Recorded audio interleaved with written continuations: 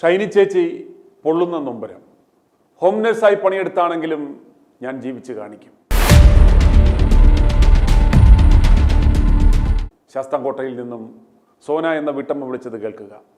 ക്രൂരമായ ഭർതൃപീഡനത്തെ തുടർന്ന് ജീവനൊടുക്കണമെന്ന് പലവട്ടം ആലോചിച്ചെങ്കിലും ഇല്ല, ഞാൻ മരിക്കില്ല, എൻ്റെ കുഞ്ഞിനു വേണ്ടി ഞാൻ ജീവിക്കും എന്നുറപ്പിച്ച് ഹോം നഴ്സായി ജോലിയെടുത്ത് ജീവിക്കുന്ന സോനയുടെ വാക്കുകൾ കേൾക്കുക. സോനയെ സഹായിച്ച ഷാനവാസ് എന്ന ശാസ്താംകോട്ട സ്റ്റേഷനിലെ SHOയ്ക്ക് ഒരു പ്രത്യേക അഭിനന്ദനങ്ങൾ. അമ്മമാർക്കും സഹോദരിമാർക്കും പോലീസ് സ്റ്റേഷനുകൾ ആശ്രയ കേന്ദ്രങ്ങളാകുമ്പോൾ മാത്രമാണ് അവ ജനമൈത്രി പോലീസ് സ്റ്റേഷനുകൾ ആയി മാറുന്നത്. സോനയുടെ അനുഭവത്തിലേക്ക്. എന്റെ പേര് സോന എന്നാണ്. 32 വയസ്സുണ്ട്. ശാസ്താംകോട്ട 5ാം വാർഡിലാണ് ഞാൻ താമസിക്കുന്നത്. എന്റെ അനുഭവം എന്ന് പറഞ്ഞു കഴിഞ്ഞാൽ ഞാൻ കല്യാണം കഴിഞ്ഞിട്ട് 9 വർഷമായി. എനിക്ക് 2 മക്കളുണ്ട്. എന്റെ ഹസ്ബൻഡ് എന്നെ ജോലിക്കൊന്നും വിടത്തൊന്നും ഇല്ലായിരുന്നു. അപ്പം ഈ ബന്ധുക്കളുടെ മുന്നിൽ എല്ലാവരും കൂടെ വഴക്കായി കഴിഞ്ഞാൽ നാണക്കേടാ. അടുത്തടുത്ത് വീടുകളൊക്കെ ഉണ്ട് ബന്ധുക്കളുടെ ഹസ്ബൻഡിന് വീണ്ടെടുത്ത്. അപ്പൊ എല്ലാവരും അറിഞ്ഞ ഭയങ്കര നാണക്കേടാ, പള്ളിക്കാരറിഞ്ഞ നാണക്കേടാ. അതുകൊണ്ടൊക്കെ ഞാൻ 9 വർഷം സഹിച്ചങ്ങ് നിന്ന് കഴിഞ്ഞിട്ട് എന്തെങ്കിലും പുള്ളി ഇച്ചിരി മദ്യപിക്കുന്ന ആളാണ്. അപ്പൊ എന്തെങ്കിലുമൊക്കെ വഴക്ക് പ്രശ്നങ്ങളൊക്കെ വരുമ്പോൾ നല്ല രീതിയിൽ ഉപദ്രവിക്കും. അപ്പൊ ഞാൻ പേടിച്ച് എന്റെ വീട്ടിലോട്ട് അങ്ങ് പോകും. അപ്പം വീട്ടിൽ പോയിട്ട് അവിടെ നിന്നിട്ട് പപ്പയോടും അമ്മയോടും ഒക്കെ പറയുമ്പോൾ അവര് വിളിച്ച് ഇവരുമായിട്ട് സംസാരിക്കുകയൊക്കെ ചെയ്യുമ്പോൾ അമ്മായിയച്ഛനും അമ്മായി അമ്മയും എന്റെ സൈഡാണ് നിൽക്കുന്നെങ്കിലും പക്ഷെ മോൻ ചെയ്യുന്നത് തെറ്റാണ് നമുക്ക് പൂർണ്ണമായിട്ട് അറിയാം. പക്ഷെ അവര് പബ്ലിസിറ്റി ആയിട്ട് അവർ പറയത്തില്ല. അതെനിക്ക് ഭയങ്കര വിഷമമാണ്. ഞാൻ ഇപ്പോഴും പറയാം, അമ്മ പപ്പ തെറ്റ് ചെയ്യുമ്പോൾ തെറ്റാണ് തന്നെ പറയാം. അത് അവന്റെ എന്റെ മുന്നിൽ വെച്ച് ഞാൻ ഒറ്റപ്പെടുത്തി കഴിഞ്ഞാൽ അവൻ അതിലും ഭയങ്കര പ്രശ്നമാക്കും, വഴക്കാക്കും. അതുകൊണ്ട് ഞങ്ങൾ പറയാത്തയാണ്. പക്ഷെ അവർ എന്നോട് സംസാരിക്കും. അങ്ങനെ എന്റെ വീട്ടിൽ വന്ന് അവര് എന്റെ പപ്പയായിട്ടൊക്കെ സംസാരിച്ച് കഴിഞ്ഞിട്ട് പിള്ളേരെ എന്നെ വിളിക്കും. അപ്പോഴത്തേക്ക് ഞാൻ വിചാരിച്ചു, അയ്യോ ദൈവമേ, ഞാൻ ജീവിച്ചങ്ങോട്ട് തുടങ്ങിയതല്ലേ ഉള്ളൂ, പെട്ടെന്ന് ബന്ധം വേർപിരിഞ്ഞു കഴിഞ്ഞാൽ അത് നാണക്കേടാണല്ലോ, അയ്യോ ഞാൻ ഇനി എങ്ങനെ ജീവിക്കും, അങ്ങനെ ഇങ്ങനെ പറഞ്ഞിട്ട് ഞാൻ ഇവരുടെ വാക്കും കേട്ടുകൊണ്ട് പോയി കഴിഞ്ഞ് 3 പെണ്ണ് വീണ്ടും ഇതുപോലെ പ്രശ്നങ്ങൾ അങ്ങനെയായി എന്റെ വീട്ടുകാർ പറയും കേസ് കൊടുക്കാൻ പറയും. പക്ഷെ എനിക്ക് പേടിയാണ്. കാരണം എന്ന് വെച്ച് കഴിഞ്ഞാൽ കേസ് കൊടുത്തു കഴിഞ്ഞാൽ ഇയാൾ നല്ല രീതിയിൽ എന്നെ ഉപദ്രവിക്കുന്നത് കൊണ്ട് ഇയാൾക്ക് നല്ല രീതിയിൽ പോലീസുകാർ അതിന് അടി കിട്ടുമെന്ന് എനിക്ക് നന്നായിട്ട് അറിയാം. അതുകൊണ്ട് ഞാൻ പോത്തില്ല. പോകാതെ ഇങ്ങനെ ഇരുന്നു. ലാസ്റ്റ് കഴിഞ്ഞ വർഷം, അതായത് വെക്കേഷന്റെ ടൈം ആയപ്പം എനിക്ക് ജോലിക്ക് പോകണം. പുള്ളി എന്നെ ജോലിക്ക് വിടത്തില്ല. അങ്ങനെ അങ്ങോട്ടും ഇങ്ങോട്ടും ഭയങ്കര പ്രശ്നങ്ങളും വഴക്കുമായപ്പം പുള്ളി അറിയാതെ തന്നെ ഞാൻ എൻ്റെ വീട്ടിൽ പോയി എൻ്റെ കുഞ്ഞുങ്ങളെ 2 പേരെ എൻ്റെ പപ്പയുടെ അമ്മയെടുത്ത് സുരക്ഷിതത്വമായിട്ട് കൊടുത്തിട്ട് ഞാൻ പിന്നെ ഒരു ഹോം നേഴ്സായിട്ട് ഞാൻ പോയി പത്തനംതിട്ടയിൽ ചെന്ന് അവിടെ ഹോം നേഴ്സായിട്ട് നിന്ന് കുഴപ്പമൊന്നുമില്ലായിരുന്നു. അങ്ങനെ കഴിഞ്ഞപ്പോൾ ഇങ്ങനെ മാറി നിന്നതുകൊണ്ട് എൻ്റെ മൂത്ത മോക്ക് ഭയങ്കര വിഷമം. അവള് 3ാം ക്ലാസ്സിലായിരുന്നു പഠിക്കുന്നത്. അപ്പോൾ അവള് എന്നെ വിളിച്ചിട്ട് കാര്യം പറയാൻ ചെയ്തപ്പോൾ ഞാൻ ആ വീട്ടുകാരോട് കാര്യങ്ങൾ പറഞ്ഞപ്പോൾ അവര് പറഞ്ഞു അവിടെ ഒരു ഉമ്മയും ബാപ്പയും മാത്രമേ ഉള്ളൂ. അപ്പം ബാപ്പയെ നോക്കലായിരുന്നു എൻ്റെ ജോലി. കാരണം എന്ന് വെച്ചാൽ പുള്ളി വീണ് കാലൊടിഞ്ഞതാ മുറ്റത്തോട്ട് നടന്നപ്പോഴും കണ്ട്. അപ്പം കമ്പിയിട്ട് കിടക്കും. അപ്പോൾ ആ പുള്ളിനെയാണ് ഞാൻ നോക്കേണ്ടത്. അങ്ങനെ അവരോട് വീട്ടുകാരോട് വന്നപ്പം വീട്ടുകാർ പറഞ്ഞ് മോളെ കൂട്ടിക്കൊണ്ടുവരാൻ പറഞ്ഞു. ഞാനൊരു മാസത്തോളം എൻ്റെ മോളെ എൻ്റെ കൂടെ നിർത്തി നല്ല സന്തോഷമായിട്ട്. കാരണം എന്ന് വെച്ചാൽ നമുക്ക് ഭക്ഷണമുണ്ട്, നല്ലതുപോലെ 10-20,000 രൂപ സാലറി ഉണ്ട്, എല്ലാം കൊണ്ട് നല്ല സമാധാനമായിട്ട് ജീവിച്ചു. അപ്പോഴാണ് എൻ്റെ ഹസ്ബൻഡിൻ്റെ അമ്മയും അച്ഛനും വന്ന് കുഞ്ഞുങ്ങളെ കൂട്ടിക്കൊണ്ടുപോയി. പിന്നെ അവരെ വീട്ടിൽ കൊണ്ട് നിർത്തി. കുഴപ്പമില്ല, ഞാൻ അങ്ങനെ ഇരുന്നു. പിന്നെ എനിക്ക് എറണാകുളത്ത് ഒരു കുഞ്ഞിനെ നോക്കാനുള്ള വേക്കൻസി കിട്ടി. ഞാൻ അവിടെ പോയി നിന്നപ്പം എനിക്ക് ഡെങ്കി വന്നു.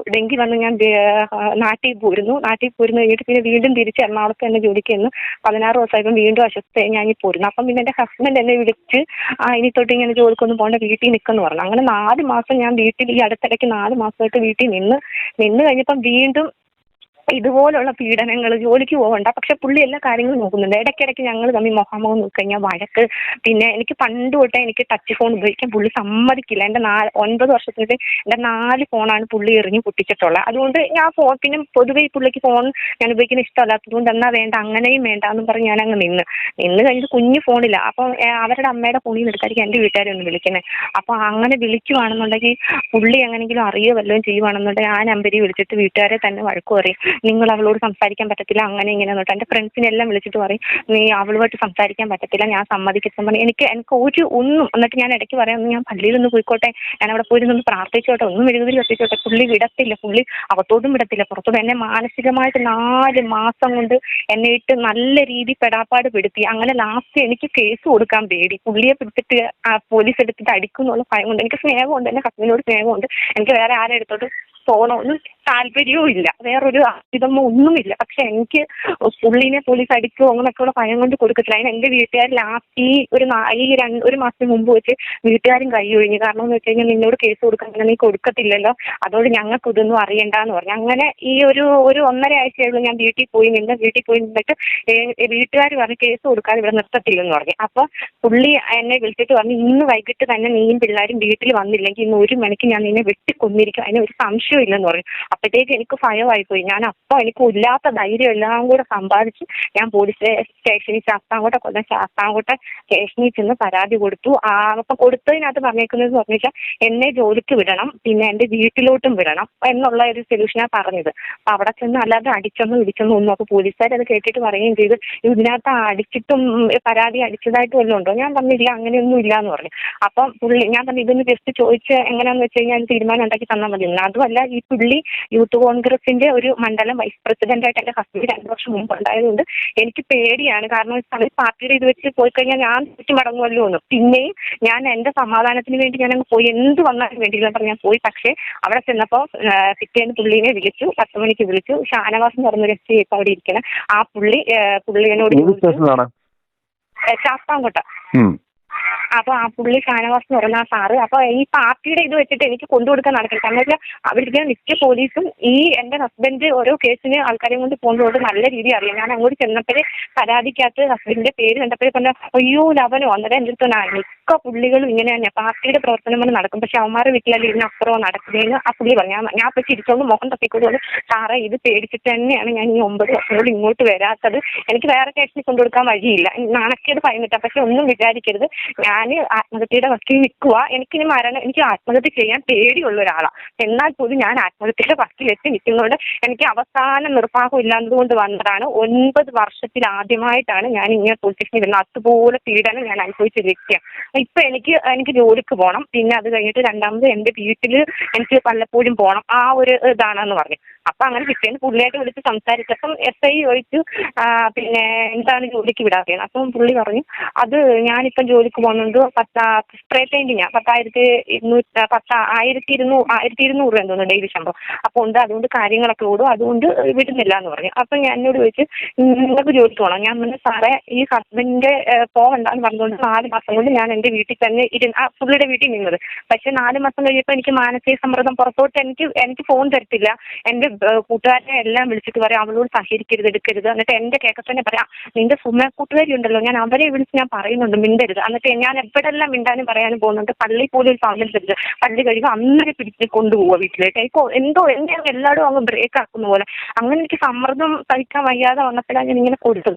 അപ്പം പോലീസ് പറഞ്ഞു ജോലിക്ക് ഇപ്പം പോകണമെന്നുണ്ട്. ഞാൻ പറഞ്ഞു എനിക്ക് താല്പര്യം ഇല്ലായിരുന്നു, പക്ഷെ ഈ 4 മാസം കൊണ്ട് സമ്മർദ്ദം കാരണം എനിക്ക് ഇപ്പം പോകണമെന്നുണ്ട് എന്ന് പറഞ്ഞു. അപ്പം പറഞ്ഞ് ജോലിക്ക് വിടണം, 2 പേർക്കും ജോലിയുള്ളത് നല്ല കാര്യം തന്നെ. അപ്പൊ അതുകൊണ്ട് ഞാനാണെങ്കിൽ ഞാനാണെങ്കിൽ 1 മാസത്തിൽ ഒരിക്കലും എന്റെ വീട്ടിൽ പോകണം. എന്റെ വൈഫിന് ജോലി ഉണ്ടായിട്ട് എനിക്കൊരു കുഞ്ഞുണ്ട്.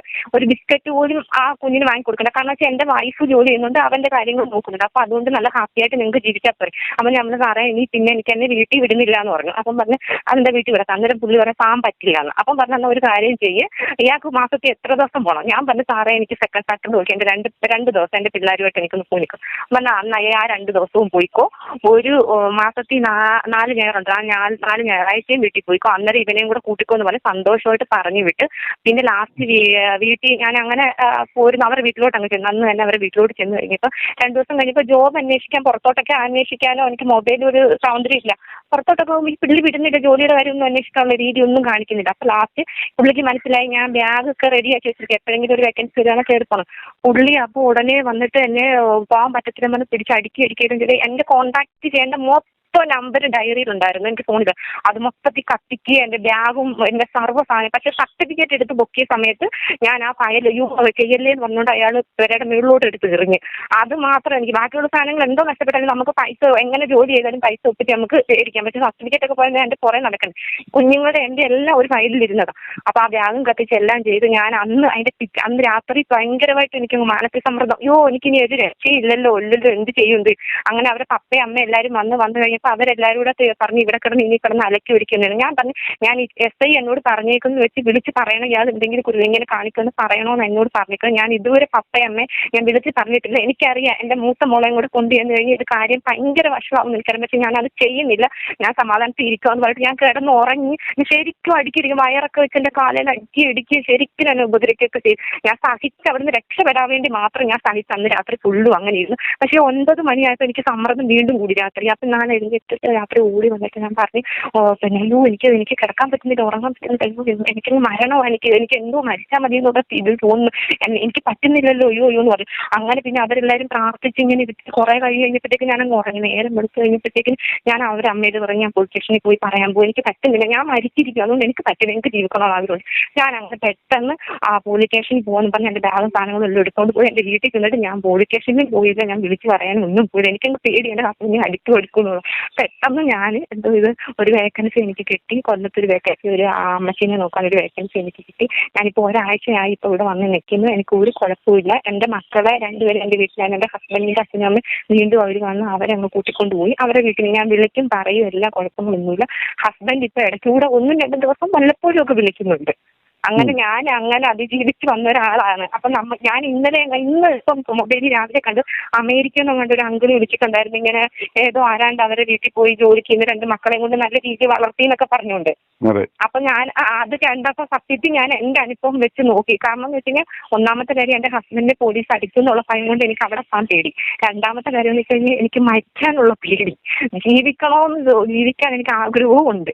അപ്പൊ ഞാൻ വിചാരിച്ചത് എന്റെ കല്യാണം കഴിഞ്ഞ് കഴിഞ്ഞാൽ എനിക്കൊരു കഴിഞ്ഞാൽ എനിക്ക് എന്റെ നല്ലൊരു ഭാര്യയായിട്ടിരിക്കാനും പിള്ളേരുടെ നല്ലൊരു അമ്മയായിട്ടിരിക്കാനും ഹസ്ബൻഡിന്റെ അച്ഛനും അമ്മയും 9 വർഷം കൊണ്ട് അവരെന്റെ വീട്ടിൽ വന്നിട്ടില്ല. ഞാൻ അവരെ എന്തെങ്കിലും പറഞ്ഞൊന്നും പറഞ്ഞു. ഞാൻ അത്രയ്ക്ക് സഹിച്ച് ക്ഷമിച്ചു.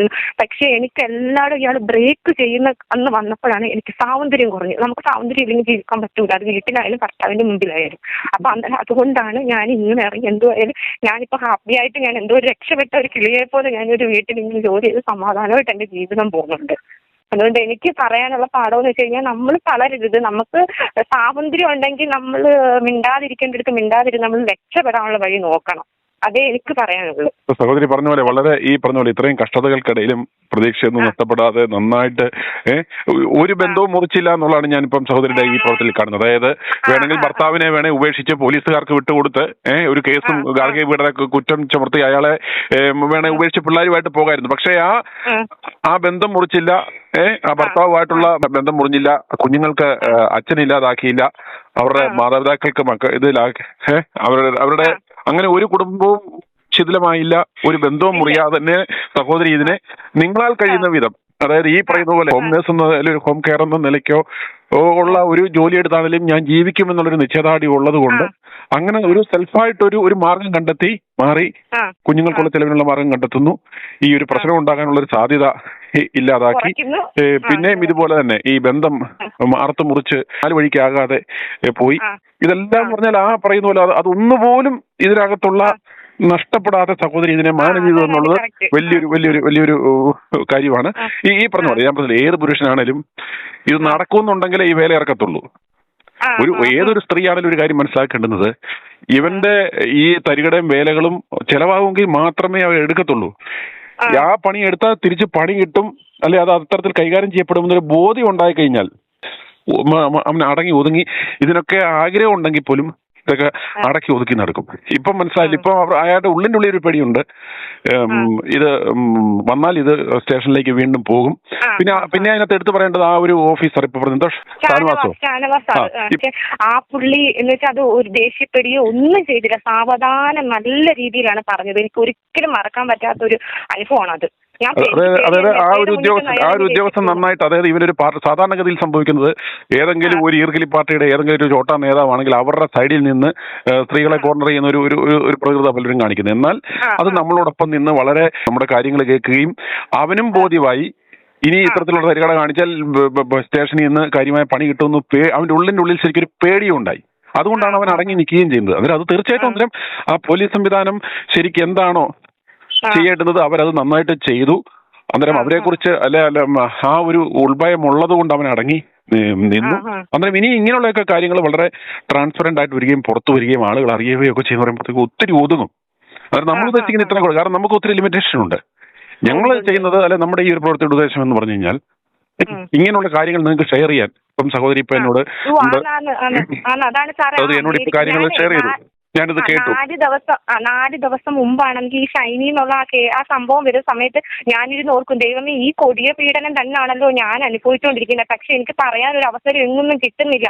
അങ്ങനെ ഇരുന്ന് വിളിക്കണോ വേണ്ടായോ എന്ന് അത് കഴിയപ്പെടാം. ഇങ്ങനെ മറ്റേ ഇന്നലെ എങ്ങാണ്ട് ഒരു സേവ എന്ന് പറയുന്നേ ഒരു ചേച്ചി സേവ, അപ്പൊ അതിന്റെ ഇതും കണ്ടപ്പോഴത്തേക്ക് എനിക്ക് സമാധാനം തോന്നി. അപ്പൊ ഒന്ന് ഞാനൊന്ന് വിളിക്കാം. അങ്ങനെ ഇന്ന് രാവിലെ ഫോൺ എടുത്ത് നോക്കി. അതാ പറഞ്ഞ ഇനി ഒറ്റ കാര്യമുള്ളൂ, ഇനി ഇതുപോലെ ജീവിതം വഴിമുട്ടുന്നു അല്ലെ ഇതുപോലൊരു പ്രശ്നം ഉണ്ടാകുന്നത് അന്നേരെ ഈ പറഞ്ഞ പോലെ നിങ്ങൾക്ക് വിശ്വസ്തരായിട്ടുള്ള പോലീസ് ഉദ്യോഗസ്ഥരെ അറിയിക്കുക. അതല്ല ഒറ്റ കൈ നിങ്ങൾക്ക് ഒരു മാർഗം വരുന്നില്ല എന്നുണ്ടെങ്കിൽ എന്ത് സപ്പോർട്ട് വേണമെന്നുണ്ടെങ്കിലും ഈ നമ്പറിൽ വിളിക്കുക. എന്തെങ്കിലും തരത്തിൽ ഇതുപോലുള്ള ഉപദ്രവമോ പീഡനമോ ആയിട്ട് വന്നാൽ അത്തരത്തിൽ അത് ചെയ്യാതെ നമുക്ക് ചെയ്യാവുന്ന ഞങ്ങളുടെ പരിധിയിൽ നിന്ന് ചെയ്യാവുന്ന കാര്യങ്ങൾ ഞങ്ങൾ ചെയ്യാവുന്നത്. അതുകൊണ്ട് തളരരുത്, ജീവിച്ച് കാണിക്കുക. കാണിക്കാം.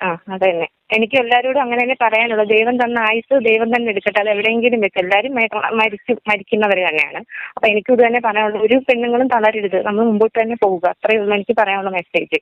എന്റെ കഥയെങ്കിലും കേട്ട് ആരും പിന്നെ എന്തുവരുന്ന മുമ്പോട്ട് തന്നെ പോകണമെന്ന് ഞാൻ എല്ലാവരോടും പറയുന്നത്, എന്റെ ജീവിത കഥയെങ്കിലും കേട്ട്. സോനയെ പോലെ പ്രതിസന്ധികളിൽ തളരാതെ ജീവിച്ച് കാണിച്ചു കൊടുക്കുക. മരണം ഭീരുക്കൾക്കുള്ളതാണ്. പരാജിതരായി സ്വയം മരണം വരിക്കുവാനല്ല നമ്മൾ ഈ ഭൂമിയിലേക്ക് ജനിച്ചത്, ജീവിച്ച് കാണിച്ചു കൊടുക്കുക. i2i News, an eye for truth. i2i News subscribe ചെയ്തിട്ടില്ലാത്തവർ ഇപ്പോൾ തന്നെ സബ്സ്ക്രൈബ് ചെയ്യുക. നോട്ടിഫിക്കേഷൻ ലഭിക്കുവാൻ ബെൽ ബട്ടണും അമർത്തുക.